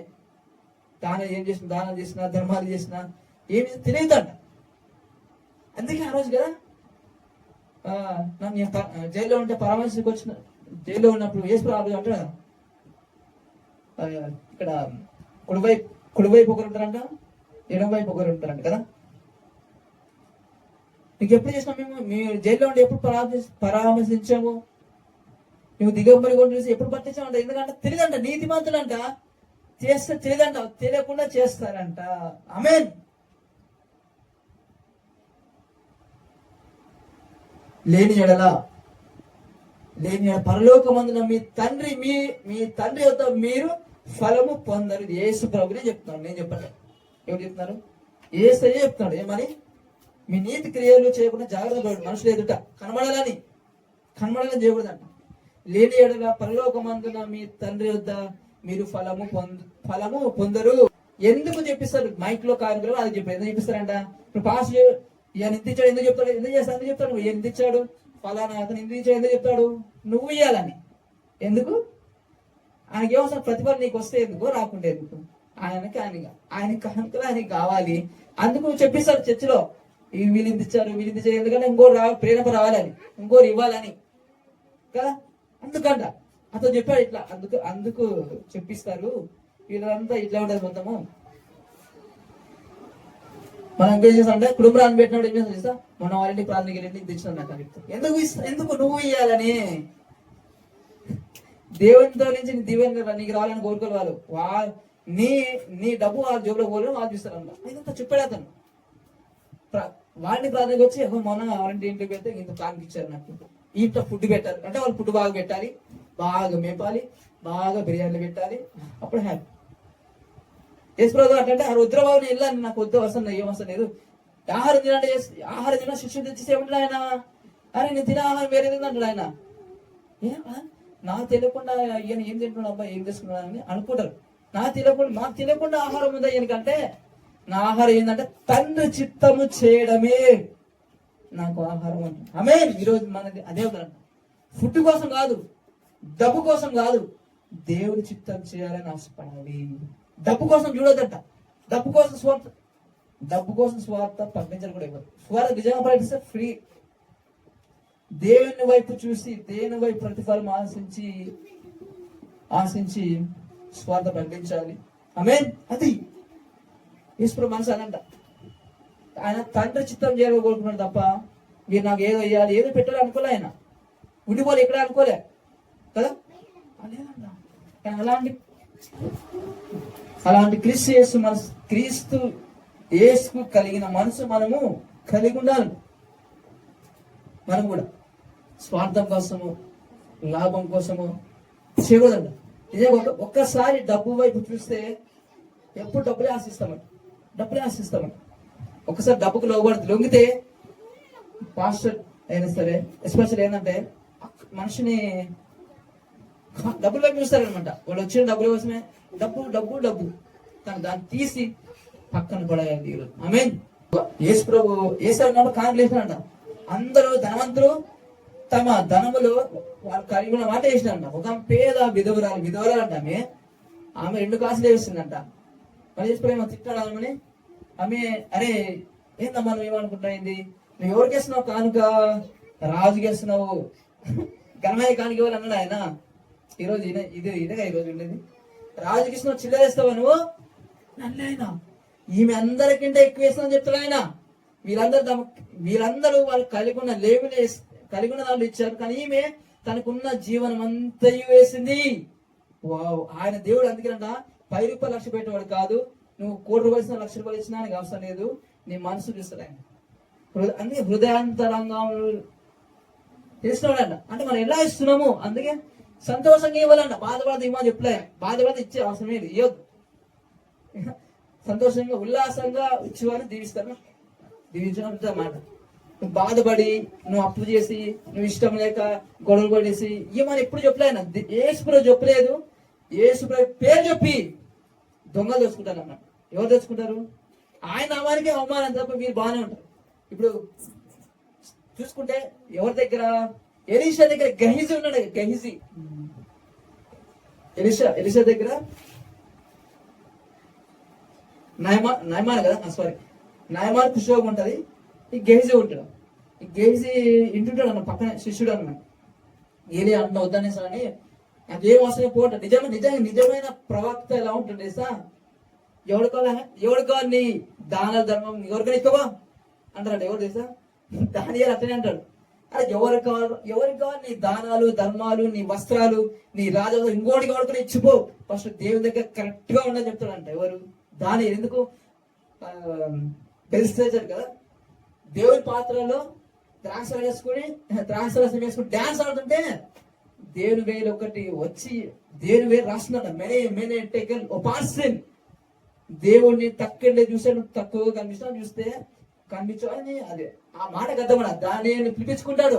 నీకు అది ఇస్తాను, దానాలు ఇస్తాను, ధర్మాలు ఇస్తాను, ఇవి ఇస్తాను, రాజ వస్త్రాలు ఇస్తాను అంటే ఎవరికి కావాలి నీవు అంటాడు. నాకు అవసరం ఎవరికి ఇచ్చుకోకూడదంట. నిజమైన ప్రవక్త ఇది అంటాడు. ఈ మాట అంటాడు, నాకు అవసరం లేదు అని అంటాడు. ఆమేన్. అదే అంట దేవుని మనసు. దేవుని పిలుపున మాటలే. దేవుని పిలుపు కలిగిన వారు డబ్బును కాళ్ళ కింద పెట్టుకుంటారంట, ఆశించారు. ఆమేన్. అదే అంట. ఎవరు కావాలి అని దాన ధర్మాలు అంటాడు. దాని ఎలీషా కూడా అసలు వెళ్ళిపోంటాడు. ఈ మన కేజీ ఏం చేస్తాడు, పరిగెత్తుకుంటే మన దాసుడు మా బాసు బుద్ధి మార్చుకున్నాడు, మనసు మార్చుకున్నాడు, కానీ కొన్ని కావాలంటే కొన్ని మొత్తం పట్టుకోవాలి ఇస్తాడు. ఎవరు? నయమాన్ పట్టుకొస్తాడు. పట్టుకొచ్చి ఎలీషా అంటాడు, ఎక్కడికి వెళ్ళొస్తాడు అంటే అబద్ధం చెప్తాడు. గెహజీ నువ్వు వెళ్తుంటే నా ఆత్మ నీ వెంట రాదే అంటాడు. ఏ అనుకున్నాడు ఎవరికి ఏజీ తెలియలే నాకు అనుకున్నాను, ఏం లేదు అనుకున్నాడు. కానీ ఎంత స్పిరిచువల్ చూడు. ఎలీషా చూసేశాడు గేహజీ ఏం చేశాడు, ఏం చేసుకున్నాడు అనుకున్నాడు. ఇవన్నీ పట్టుకోతున్నాడుగా, ఇవన్నీ వస్త్రాలు రాజవస్త్రాలు ఇవన్నీ తీసుకుంటా అనుకున్నాడు కానీ కుష్ఠరోగం కూడా తీసుకుంటాను అనుకోలేదు. ఏం చేసుకున్నాడంట, కుష్ఠరోగం ఏదైతే నయమానికి వదిలేసిపోయిందో ఆ కుష్ఠు అంట నీకు నీ సంతతికి వస్తుందని చెప్పేశాడు. అనగానే అప్పుడు వెంటనే వచ్చేస్తుందంట ఇక్కడ కుష్ఠు. ఎవరికి, గెహజీ. డబ్బు పిచ్చి అంటే ఇట్లా ఉంటుంది. డబ్బు పిచ్చి లేకుండా సూపర్ పవర్ అంట. ఆ ఎలీషా చనిపోయినప్పుడు అంట ఇంకొకరు పాతిపేట పక్కన ఎలీషా ఎముక తగిలి అతను బలిగేశాడు పక్కన వ్యక్తి. అతని ఎముకల్లో కూడా అంత పవర్ ఉందంట ఎలీషాలో. అందుకని మనం డబ్బు సిరికి దేవుడికి దాసులుగా ఉండలేము. ఉంటే దేవుడా డబ్బులైనా ప్రేమించాం, లేదా దేవుని ప్రేమిస్తాం. దేవుని డబ్బులంటే ప్రేమించలేము, దేవుణ్ణి ప్రేమించలేము. డబ్బుని ప్రేమిస్తే దేవుని పోలికన మనిషిని ప్రేమించలేమంట. ఒకటే డిసైడ్, నీకు డబ్బా దేవుడా. చాలా చూసుకుంటే చాలా చెప్పచ్చు రిఫరెన్స్. ఇంకా ఎవరు ఒక దేవుని శోధించాలని ఎప్పుడు శోధించాలని వస్తాడు. ఎవరు వస్తాడంట వచ్చి నిత్య జీవం సంపాదించుకోవాలని ఏం కావాలి నేను అని అడుగుతాడు కదా. అడిగితే ఆజ్ఞ పాటించు అని అంటాడు. నేను పాటిస్తున్నా చిన్నప్పటి నుంచి అంటాడు. మన అవునా పాటిస్తున్నావా, అయితే ఒకటి నీకు కొద్దిగా ఉంది కదా, నీ ఆస్తంతా అమ్మి బీదులుగా అమ్మేసి నాకు ఫాలో చెప్పు అంటే దాంట్లో రెండు అర్థాలు వస్తాయి. ఒకటి, డబ్బిస్తే రక్షణ నిత్య జీవం కొనేది కాదు, డబ్బుతో కొనేది కాదు. అది యేసుని వెంబడిస్తే యేసుని నమ్మితే వచ్చేది. కాబట్టి ఫాలో మీ అన్నాడు ఆయన. డబ్బు నాకేం చెప్తే వేసుకోవాలి ఆయన ఏమన్నాడు, డబ్బు మీ బీదలకి ఏమన్నాడు ఆయన. అది కూడా ఎందుకు చెప్పినా చెప్పా టెస్ట్ చేయడానికి. ఆయన యేసుని శోధించాలని వచ్చినట్టు కావాలని అడుగుతున్నా శోధించగా అన్నమాట. ఈ మాట పట్టుకుని ఏమంటారంటే డబ్బు ఎవరిని ఇచ్చాడు కాబట్టి మీరు కూడా అన్ని అమ్మేసి నాకు తీసుకురంటారే చాలా మంది. తప్పుగా వాక్యలేదా తప్పుగా చెప్పేస్తారంట. యేసు ఎందుకు ఇమాడు చేస్తా వాడు టెస్ట్ చేయడానికే చెప్పినా అన్ని పాటిస్తా, అన్ని చిన్నప్పటి నుంచి పాటిస్తా అన్నాడు. అవునా, అయితే ఆస్తి అమ్మి బీదలకు ఇచ్చేవాడు. మనం పాటిస్తే మరి డబ్బును దేవుని కంటే ఎక్కువ ప్రేమించినా ఏదంట ప్రేమించకూడదు ఎక్కువ. అది విగ్రహమేనాడు కదా. దేవుని కంటే ఏది ప్రేమించినా, డబ్బుని ప్రేమించినా, మనుషుని ప్రేమించినా, పిల్లల్ని ప్రేమించినా, పేరెంట్స్ ని ప్రేమించినా, చదువుని ప్రేమించినా, బంగారుని ప్రేమించినా అది విగ్రహమే. ఆయన అన్ని పాటిస్తా అన్నాడు. తర్వాత ఏమంటాడు, ఇచ్చేసి వేసుకోవాలంటే నేను ఆస్తి అమ్మి బీదకామంటే నేను తీస్తాను, ఇదేమో నా తాత సంపాదించింది అని సనకు కూడా వెళ్తాడు. ఏడ పాటించినాడు చెప్తా. అందుకేనంట మరి అవినాశులు చెప్పి నిజమేనా అబద్ధం చెప్పినాడు ఎవరికి, నిజ ధర్మశాస్త్రం ఆజ్ఞలో పాటించే దమ్ము పాటించిన సీన్ ఎవరికి లేదు. ఆ సీన్ ఉంటే యేసు వచ్చాడు కదా. ఎందుకు, ఒకటి ధర్మశాస్త్రము ఆత్మానుసారమైనది. తెలియదు చాలా మంది శరీరానుసారమైనది కాదు. ఏం తెలుసా, ధర్మశాస్త్రం ఆత్మానుసారమైనది. మనిషి ఏమో శరీరానుసారంగా ఉన్నాడు. ఇప్పుడు ఆత్మానుసారమైన ధర్మశాస్త్రము శరీరానుసారంగా ఉంటే ఎట్లా పాటిస్తాడు, పాటించలేడంట. ఎవరి కాదు, రాసిచ్చిన మోషనే ఫెయిల్ అయిపోయాడు కదా. కోప్పడినాడు. కోప్పడదంటే బండతో మాట్లాడుకుంటే బండతో కొట్టేస్తాడు. ఆ బండ ఎవరు తీస్తే కొట్టేస్తాడు. ఒకటి చెప్తే ఒకటి చేస్తాడు. అందుకని నువ్వు ఈ పాలు తేనె బయట దేశానికి వద్దు, నువ్వు ఇక్కడ చనిపోమంటాడు మోషే. ఎందుకు, ధర్మశాస్త్రం ధర్మశాస్త్రం ఆజ్ఞ పాటించలేకపోయాడు కాబట్టి రాసిచ్చిన మోషనే పాటించలేదు. దావీదు కూడా ఫెయిలే, ఎవరి వరకు కాదంట. దాన్ని రాసిచ్చిన వాడే దిగి వచ్చి ఆయన పాటించి ఆయన నెరవేర్చుకుని చేశాడు. ఆమేన్. యేసు ప్రభు వల్ల కాదు, యేసు ప్రభు అందుకే ఆయన ఈ మాట అర్థం కాదు. ఆకాశం భూమి అయినా గతిస్తుంది కానీ ధర్మశాస్త్రం అంతయు నెరవేరే వరకు చాలా వినాలి. ఇది అర్థం కావాలంటే తప్పుగా అర్థం చేసుకుంటాం. ఆయన ఏమన్నా చేస్తా, ఎప్పుడు భూమి ఆకాశాన్ని గతిస్తాయి ధర్మశాస్త్రం అంతయు నెరవేరు వరకు అన్నాడు ఆయన. అంటే నెరవేర్తే ఒక పుల్లైనా ఒక సున్నని ఎప్పుడుదా పోదు, నెరవేర్చబడే వరకు. నెరవేర్చేసాడు కదా. ఇది మాత్రం ఈయన అర్థం కాదు, సహాయం అవుతుంది. అపవాది నీళ్ళు కాబట్టి ఆయనకి ఏంటంటే ధర్మశాస్త్రం ఉండాలి బాగా. ధర్మశాస్త్రం ఉంటే పాపాన్ని కుమ్మేస్తాడంట. ఎందుకు? ధర్మశాస్త్రం పాపాన్ని బలము, నువ్వు వద్దు అది చేయదు ఇట్లా చేయదు అంటే అది చేస్తాడు. ధర్మశాస్త్రం ఈ ఆజ్ఞలు పాపానికి బలమంట, ధర్మశాస్త్రం పాపానికి బలమంట. పాపాన్ని జయించే దేవుని నీతి, దేవుని కృపనే. ఆమేన్. అందుకే ధర్మశాస్త్రం ఎప్పుడు మనం ధర్మశాస్త్రం చుట్టే ఉంటామంట. ధర్మశాస్త్రం చుట్టే అపవాది అంటే ధర్మశాస్త్రం బోధిస్తూ ఉంటాడు, ఎక్కువ నేరాలు మోపేది అనమాట. సిన్ పాపం గురించి ఎక్కువ బోధించి పాపాన్ని గురించి బోధించేది చెప్తున్నాడా ధర్మశాస్త్రమే. ధర్మశాస్త్రం అనగా పాపం. ఒకప్పుడు ధర్మశాస్త్రం లేకుండా ఉంటేనే, కానీ ధర్మశాస్త్రం వచ్చిన పాపాన్ని జీవం వచ్చిందంట. ధర్మశాస్త్రం వలన పాపం ఎట్టిదో తెలియబడుచున్నది. థర్మోమీటర్ ఉంటుంది ఒంట్లో టెంపరేచర్ ఎలా తెలియజేస్తుందో, ధర్మశాస్త్రము ఆజ్ఞలు ఏం చేస్తాయంట? పాపాలను చూపిస్తాయి. మనలో పాప మనం ఎంత చెడ్డవారో చూపిస్తుంది తప్ప జయించే శక్తి ఏది అది. ఆమె దేవుని నీతి వల్లనే మన జయించే శక్తి, మన దేవుని కృప. యేసుప్రభు ఏమంటాడు మరి? తర్వాత నువ్వు పాపివి అంటే యేసుప్రభు వచ్చి ఆ నీతి చేయమంటాడు తెలుసా?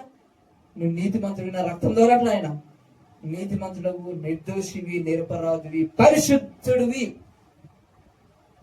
అని ఆయన అంటాడు. ఆమేన్. ఈరోజు మనం నీతి మంత్రులమంట, నిర్దోషులమంట, నిరపరాధులమంట, పరిశుద్ధులమంట. ఆయన రక్తము ద్వారా మనం ఈరోజు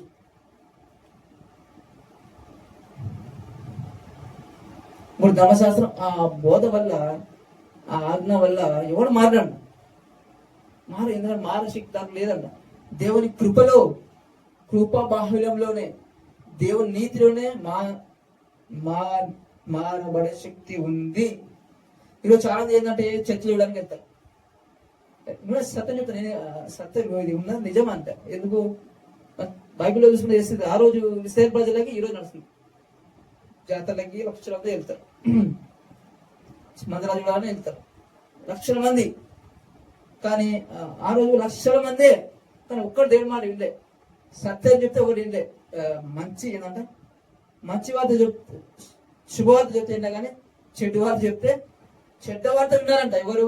ఇశ్రాయేలు ప్రజలు.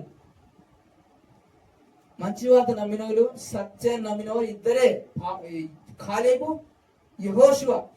ఇద్దరే లక్షల మంది వెళ్ళినా సరే దేవుని రాజ్యంలో పాలు తేనె ప్రపంచ దేశానికి ఇద్దరు వెళ్ళారు. ఈరోజు ఒక నిజంగా మారితే కరెక్ట్ గా లక్షల మంది ఎంతో మంది వెలిగిస్తారట. ఎవరు మారుతుంటే అది సత్యం తెలిసినోడే. ఆమేన్. సత్యం తెలిసినోడే, కృపణ గురించి తెలిసినోడే చేస్తున్నారు. వాళ్ళు ఒక్కడు వెలిగిస్తే ఎంతో వెలిగిస్తాడు. ఈ ధర్మశాస్త్రము బోధలు ఎవరు మారరు, మార్చబడరు. అది ఇంపాసిబుల్. ఇవి ఉంటేనే నిజం. ఏమనుకున్నా రియల్ అనుకున్నా.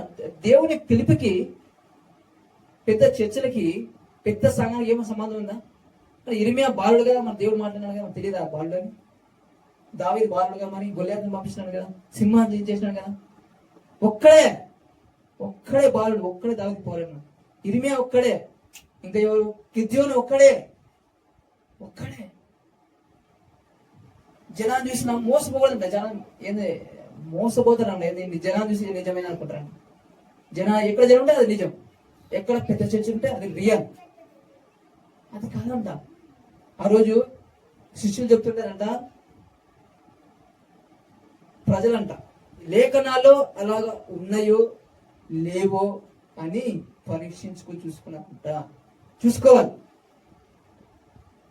చూసుకోవాలంట. ఇక చెప్తారు కరెక్టా రాంగా. అందుకే అన్ని ఆత్మలు నమ్మకూడదంట.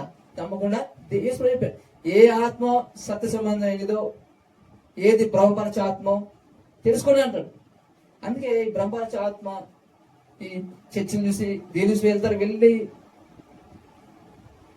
మార్పులు అంటే ఎట్లా ఉంటారు, నమ్మకాలు కలిసి తయారైపోతారు. వాళ్ళు చూసి చాలా వెనక్కి వెళ్ళిపోతారు, దేవుళ్ళ నుంచి వెనక్కి వెళ్ళిపోతారు. వేరే కూడా రారు కూడా దేవుళ్ళకి. ఎందుకంటే మార్పు ఉన్నది కాబట్టి. Change not change. అదే మన దేవుడు పిలుపు ఉందని తెలుసుకోవాలంటే వాళ్ళ మాటను బట్టి, అంటే వాక్యాన్ని బట్టి, అంటే వాళ్ళ క్రియలంట. దేవుడిని దేవుడే పిలుపు ఉన్నవాడు, దేవుని అభిషేకం ఉన్నవాడు దోచుకోడు. ఇది నెంబర్ 1. ఆమె జనాల మీద భారాలు మోపడు. ఆమె ఎప్పుడు శపించాడు. ఆమె బిలాం పోదంట, శపించబోదు. ఏది బిలాం, నా ప్రజలను శపించదు అంటాడు దేవుడు కదా, డబ్బు కోసం. ఎందుకంటే పాదం ఎందుకు చెప్తారు చాలా మంది, కొత్త యేసు ప్రభు న్యూ టెస్ట్మెంట్ అడిగేది ఏం లేదంట. ఆమె పాత నియమాలు ఎక్కువ ఉంటుంది. నేను అడుగు ఏం చేస్తా, కానుకొని ఇవ్వకపోతే, దశమాగం ఇవ్వకపోతే, ప్రథమ ఫలం ఇవ్వకపోతే నీకేమొస్తుంది, శాపం వచ్చేస్తుంది. అందుకే రోగాలు, అందుకే డబ్బంతా రోగులకి వెళ్ళిపోతుంది. ఇట్లా ఇట్లా చెప్పుకోవచ్చు మంచిగా. ధర్మశాస్త్రం పాదం చెప్తే మంచిగా కానుకల గురించి చెప్పుకోవచ్చు. శ్రేష్టమైనది ఇవ్వాలి, కుంటిది గుడ్డిది ఇవ్వకూడదు. మీ ఇంట్లో శ్రేష్టమైనది తెచ్చి మాకు ఇవ్వాలి, ఫస్ట్ మాకు ఇవ్వాలి. ఎక్కడుంది అది? పాత నిబంధన ఉందిరా బాబు, కొత్త నిబంధన కాదు అది. పాత నిబంధన చెప్పేది ఎందుకు? లాభం కావాలి, వాళ్ళకి లాభం ఆశించాలంటే ఇయ్యాలని చెప్పాలంటే పాత నిబంధనే కావాలి, కొత్త నిబంధన లేదంట. అందుకే పాతది ఎక్కువ చెప్తారు. అందుకే పాత నిబంధన చదివినా ఏముంటది, శ్రేష్టమైనది ఇవ్వాలి, కుంటిది కానీ గుడ్డిది కానీ ఇవ్వకూడదు. శ్రేష్టమైనదే దేవునికి తీసుకొచ్చి ఇవ్వాలని దేవుడికి చెప్తాడు. ఇప్పుడు మోషే ద్వారా ఆ పాత నిబంధనలు అంట. ఇప్పుడు మనం ఇచ్చే కదంట, మన కోసమే వధింపబడ్డాడు యేసు ప్రభు, గొర్రెపిల్ల. ఆయనే మనకు వధింపబడిన నిష్కలంకమైన నిర్దోషి అయిన గొర్రెపిల్ల యేసు ప్రభుని మనం బలిచ్చే అవసరం. ఈరోజు ఆయన మనకు బలిచ్చి అయిపోయాడు. ఆయనే మనకు తన కుమారుడు ఇచ్చిన తర్వాత మనమేది ఇచ్చేది? ఆమేన్. సొంత కుమారుని ఇవ్వడానికి నేను తిరిగాను. ఆయన సమస్తాన్ని ఎందుకు ఇవ్వడు? ఇవ్వడు. ఎందుకు? క్వశ్చన్ ఎందుకు ఇవ్వడు? ఇస్తాడంట. ఇది దొంగ ఎందుకు వస్తాడంట? దొంగ దోచుకోవడానికి వస్తాడంట, హత్య చేయడానికి వస్తాడంట, నాశనం చేయడానికి. మనం నిజం అబద్ధం ఏం తెలుసుకుంటే ఇదే. మనం దోచుకునేవాడు నిజమైనడు కాదు, దేవుని అభిషేకం ఉన్నాడు కాదు. ఆమేన్. అభిషేకం ఉన్నాడు, దేవుని పిలుపు ఉన్నాడు. దోచుకోరంట వాళ్ళు. బలవంతంగా తీసుకుంటారు కానీ బలవంతంగా అడగరు. ఒకసారి బాగా నెత్తి మీద పెట్టారు అన్నమాట. అసలు డబ్బు గురించి అయినా ఇవ్వాలి, నాకు ఇవ్వాలి, అది ఇవ్వాలి, నాశనంతో ఎక్కువ దీని అసలు చెప్పడం అనమాట. ఎక్కువ దేవుని కృప గురించి చెప్తారు, దేవుని నీతి గురించి. ఆ దేవుని గురించి ఎక్కువ మాట్లాడదు, దేవుని గురించి ఎక్కువ మాట్లాడదు తప్ప డబ్బు గురించి ఎక్కువ ఉండదంట. ఇంటికోసం ఏం పెడతావు, ఏమి ఇస్తావు, తినేవాళ్ళు ఎప్పుడు ఇంకా. అందుకే వారు కడిపేవాడు దేవుడు అంట, నాశనమే వారు ఎంతమంట. ఏంటంట? వారు కలిపేవాళ్ళు దేవుడు. నీ ఇంటి కోసం ఏం పెట్టావు, వాటి కోసం ఏం పెడతారు? మరి మన నీ ఇంటి కోసం ఏం పెడతావు అన్న మన అడగారు అంటే మాట్లాడేది మేమే పెట్టాలా? దేవుడు పంచి పెట్టాడు. దేవుడు శిష్యులు ఏం చేస్తారు? శిష్యుల దగ్గర, అపోస్తుల దగ్గర అంట ప్రజల చరస్థిర ఆస్తులు తెచ్చి అపోస్తుల కాళ్ళ దగ్గర పడేస్తే వాళ్ళ ఆస్తులు అమ్మేసుకోలేదు, వాళ్ళ బ్యాంక్ అకౌంట్లు వేసుకోలేదు. వాళ్ళు సంఘానికి ఏ అవసరం ఉందో, సంఘం ఎవరికి అవసరంతో ఏమున్నాయో పంచి పెట్టేసారంట వాళ్ళు. అది శిష్యులు, అది దేవుని మనసు. పంచిపెట్టే మనసు తప్ప దోచుకునే మనసు దేవుని మనసు కాదు. శిష్యులు దోచుకోలే. ఇక చెప్తా చాలా మంది శిష్యులు చూపించి చెప్తా. ఏది శిష్యులు చూసారా? శిష్యులకి జనాలు అంట చర స్థిర ఆస్తులు తెచ్చి వాళ్ళు పాలు దగ్గర పడేస్తారని చెప్తారు తప్ప తర్వాత ఇంకోటి చెప్పారు. ఏంది? వాళ్ళు పంచిపెట్టాలని చెప్పారు అన్నమాట. వాళ్ళు పంచిపెట్టేసిన జనాలకి ఈరోజు నీ రెంట్ అప్పు దానికి వచ్చి కడతారా? ఇంట్లో సమస్య దానికి వచ్చి తీర్చారా? నీ అప్పు తీర్చారా? వాళ్ళు తీర్చారంటే ఎవరు? పౌలు అపోస్తలులు తీర్చారు. మళ్ళా ప్రజల సమస్యలు తీర్చారు వాళ్ళు. నమ్ముతారు మరి నిజం అబద్ధం? నిజం ఎట్లా ఉంటుందంట? అబద్ధం ఇన్నాళ్ళు పోయిన సొంపుగా ఉంటుంది కానీ ఇది అట్లా అబద్ధం ఇట్లా ఉండదు. అబద్ధం అందుకే నిజం చెప్తాం చెప్పులు బయటకు వేసుకుంటారంటే అబద్ధం అంటే ఊరంతా తిరిగి వచ్చేస్తాను. అట్లా ఉంటుంది అబద్ధం. అబద్ధము ఈజీగా నమ్ముతారంట, నిజం అస్సలు నమ్మలేదు. ఇట్లా ఉంటుందంట. నిజం ఇలా ఉంటుంది. యేసు 5 రెట్లు 2 చేపలు తీసుకున్నాడు, అంతమంది పని చేశాడు. తర్వాత ఆ ఇచ్చిన వాళ్ళకే పోయింది ఇంటికి 12 గంపలు మిగిలినాయి కదా. ఈరోజు ఇచ్చి దేవునికి ఇచ్చి నాకు 1000 రూపాయలు ఇచ్చాను, నాకు 1000 ఇస్తే నాకు 1,00,000 వచ్చింది అని చెప్పండి. చాలా అంటారు కదా, ఏంటంటే సమృద్ధి విత్తి వాళ్ళు సమృద్ధికి పోయిను అంటారు కదా. నాకు 1000 ఇస్తే 1,00,000 వచ్చిందని చెప్పండి. 1,00,000 ఇస్తే నాకు 1,00,000 వచ్చిందా? లక్ష ఇస్తే నాకు 1 రూపాయలు వచ్చిందని చెప్పండి, ఉన్నారా? నిజంగా ఇస్తే రావాలా? ఏలియాకి ఇస్తే ఆమెకి ఇస్తారంట, విధవరాలకి ఇస్తే ఆమె ఇస్తే ఆ కరువు కాలువ అంతా వాళ్ళు అదే రొట్టె పిండి తక్కువాలంట, నూనె తక్కువాలంట. అది దేవుణ్ణి అభిషేకంగా పడిన వ్యక్తికి ఇస్తే ఇలా ఉండాలన్నమాట. నిజంగా అయితే ఇది ఇలా ఉండాలి. ఇలా లేదంటే దోచేసుకున్నాను నేనే అర్థం. ఇంకా ఏం చేశాడు? నేను దోచుకున్నాడు, మా పిచ్చోళ్ళు చేసినాడు అన్నమాట. ఆ దీవెన ఉంటుందంట ఆ విధవరాలకి. ఎలియా అతనికి ఇచ్చినాడు, ప్రవక్తకి ఇచ్చినాడు. తన ఉన్న రొట్టె కొద్ది నూనెలోనే, కొద్ది పిండిలోనే ఆమె ఇచ్చేస్తే కరువంతా పోషింపు కూడా ఎట్లా ఉందో అలా ఉంటుందంట. మనం చెప్పగలుగుతామా? లాస్ట్ ఇస్తే దేవుడు 1 రూపాయలు ఇచ్చేసాడు పాస్టర్కి. దేవుడు కాదు ఇచ్చే, ఎవరికి ఇస్తా? పాస్టర్ కదా. 1000 రూపాయలు ఇస్తే నాకు 10,000 వచ్చింది, 10,000 ఇస్తే 1,00,000 వచ్చిందని చెప్పేవాళ్ళు ఉన్నారా? లేదు. అంటే ఇచ్చింది ఎవరికి? దేవుడికి ఏలే. దేవుడికి ఇస్తే దేవుడు ఎవరికైనా అప్పు ఉంటాడా? ఆయన అప్పు ఎవరిన వడ్డీ చక్రవర్తి తిరిగి ఇస్తాడు ఆయన. మనమే ఆయనకు అప్పు, ఆయన కుమారుడు ఇచ్చేసాడు మనకు. ఆమె దేవుడు అప్పు ఎవరికి ఉండడు. నీకు డబాల్ వడ్డీతో చాలా ఇస్తాడు తప్ప తిరిగి దోచుకున్నాడు కాదు దేవుడు. ఆయన పేరు దోచుకున్న చాలా ఉన్నారు. ఆయన పేరు దోచుకునే వాళ్ళు ఎక్కువైపోయారు అనమాట. అంతే. నిజంగా దేవుని పిలుపున్నాడు. ఎదురుగా సింహం వచ్చిన భయపడ్డు, ఏది వచ్చినా భయపడ్డు, సమస్య వస్తే భయపడ్డు అంతే. అందుకే ఇది అందుకుండొచ్చు. అబద్ధం ఏది నిజమే తేలిపోయింది త్వరలో కొన్ని రోజుల్లోనే అన్నమాట.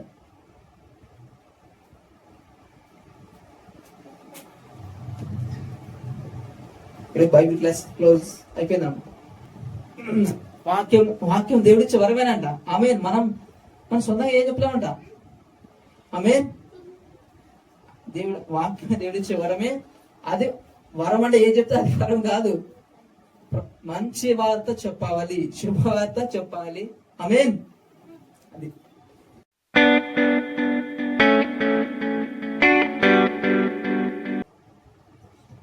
ప్రార్థిస్తున్న గొప్ప దేవ, అద్భుతాలు చేయబడ ఆశ్చర్యకరుడు నీకు స్తోత్రాలు నాయన.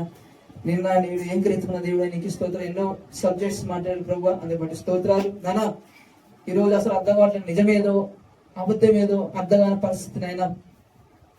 కానీ మాకు నిజమైన సత్య స్వరూపమైన ఆత్మ ఏదో, భ్రమపరిచే ఆత్మ ఏదో ప్రజలు తెలుసుకుందరు గాక, సత్యం గ్రహించుకుందరు గాక, తన బంధకాల నుంచి విడిపించబడుదురు గాక, అసత్యం నుంచి సత్యంలోకి వచ్చుదురు గాక, పాపముల నుంచి నీతిలోకి వచ్చుదురు గాక, శాపం నుంచి దీవెనలోకి వచ్చుదురు గాక. ఆమేన్. అపవాది బంధకాల నుంచి విడిపింపబడుదురు గాక. ఇలాంటి దురాత్మ అంధకార శక్తి అయినా సరే నీ పిల్లలకు దూరం అయిపోను గాక. నీ మాటకు వ్యతిరేకంగా నీ పిల్లలు ఎక్కడ ఉన్నారు, నీ పిల్లలకు ఏదైతే వ్యతిరేకంగా పనిచేస్తుందో, ఏదైతే వాక్యానికి వాళ్ళ కుటుంబానికి వ్యతిరేకంగా అంతా కూడా వ్యతిరేకం అంతా వేళ్లతో తొలగించబడును గాక. నీ మాట చెప్పున వాళ్ళ కుటుంబాలు, మా కుటుంబాలు కూడా జరుగును గాక. నీ మాట ప్రకారం నెరవేర్చబడును గాక. నీ మాట ప్రకారం మేము చేయదు గాక. ఇంకా మేము సర్వసత్యం నడుచుదాం గాక. డబ్బు మీద మా మనసు ఉండకూడదు గాక. ఆ డబ్బు మా కాళ్ళ కిందే డబ్బును మేము నెత్తి మీద పెట్టుకోకుండా ప్రభువా దాన్ని కాళ్ళ కింద ఉంచాలి. దాని ప్లేస్ అదే. ఎవరిని కూడా మేము డబ్బుతో కాకుండా నీ ప్రేమ స్వరూపాన్ని మీరు మాలో ఉన్నారు ప్రభా, ఆ ప్రేమతో చూచడం గాక. ప్రతి ఒక్కరిని ప్రేమించాలి నాయన, క్షమించాలి, నీ మనసు కలిగి ఉండాలి నాయన. ఆత్మ ఫలాలన్నీ ఫలించదు గాక. శరీరక్రియలు లయపరచబడును గాక. శరీరక్రియలు లయపరచబడును గాక. ఆత్మానుసారంగా నడుచును గాక. మహిమల నుంచి అత్యధిక మహిమలోకి మేము వెళుదుం గాక నాయన. ప్రభువా నీ కార్యాలు జరిగేది మా క్రియల ద్వారాను, మా జ్ఞానం ద్వారా కాదు కానీ, శక్తి చేత కాదు కానీ, బలం చేత కాదు కానీ, నీ ఆత్మ ద్వారానే నీ కార్యాలు జరుగుతాయి ప్రభు. అలాంటి కార్యాలు మా జీవితాల్లో, కుటుంబంలో జరుగునుగాక. నీ చిత్తం మా పట్ల, నీ ప్రణాళికలు నెరవేర్చబడునుగాక. ఈ మాట ప్రకారం ప్రభువా అద్భుతాలు, ప్రభువా భక్తి ఉంటే పవర్ కనిపిస్తుంది. కానీ ఈ రోజులో భక్తి కనిపించడం కనిపిస్తుంది, కానీ పవర్ మాత్రం కనిపించదు. కానీ భక్తి ఉంటే పవర్ ఉంటుంది, కానీ పవర్ తక్కువ, భక్తి ఎక్కువ ఈ రోజు కనిపించదు. కానీ అలా ఉండకుండా ఇలాంటి మనుషులు కనిపించుకోలేనది, ఇలాంటి క్రియ లేకుండా ప్రభు ఆత్మానుసారంగా నడుచుదుగాక, ఆత్మానుసారంగా నడుచుగాక. మీరిచ్చిన అధికారం ప్రతి ఒక్కరు వాడదుము గాక. ప్రభు దయాన్ని వెలుగుతామని చెప్పారు, రోగి స్వస్థపరచని చెప్పారు, చనిపోయామని తిరిగి లేమని చెప్పారు. ప్రభు ప్రకృతిని లోపరుచుకోమని చెప్పారు. ప్రభు ప్రకృతిని లోపరుచుకుందుము గాక. గొప్ప కార్యాలు మేము చేయదుము గాక. ప్రభు ఇంకా మా విశ్వాసంలో ఆత్మీయతలో బలపరిచి ప్రభు అనేక మంది రాజ్యంలో చేర్చేవారు మనం బహుమానంగా వాడుకోమని సమస్త మహిమ ఘనత ప్రభావం నీకే చెల్లిస్తూ ప్రభా నీ బిడ్డ అక్కడ చుట్టూ ప్రొడక్షన్ కాకుండా ఉండరుగాక, చిన్న చుట్టూ ప్రొడక్షన్ ఉండగాక అని ప్రకటిస్తూ సమస్త మహిమ ఘనత ప్రభావం నీకే చెల్లిస్తూ నజరేయుడైన యేసు నామములో స్తుతించి ఆరాధిస్తున్నాము తండ్రి. ఆమేన్, ఆమేన్, ఆమేన్.